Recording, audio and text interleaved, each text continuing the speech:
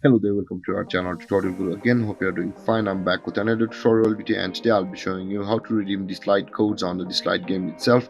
And now without further ado, let's start right into the video. But before that, don't forget to like, subscribe and hit that bell icon for more videos. Now, to redeem codes on the slide game itself, first open it on your device, as I have already opened the game on my mobile, you can see.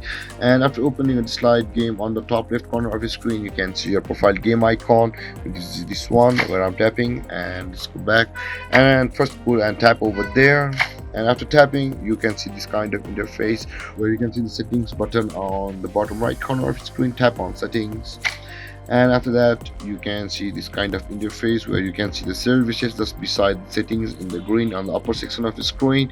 Tap on services over here, and after that, after landing on this interface, you can see the game services on the bottom side of your screen, and on the bottom right side corner of your screen you can see the gift code option available just above the settings. Tap on gift code over here, and this kind of box will appear where you'll be required to enter your code over here after your slide game, wherever you had got it from. Enter your code over there and tap on confirm. Then the code will be redeemed on your slide, and this is how you redeem your slide codes.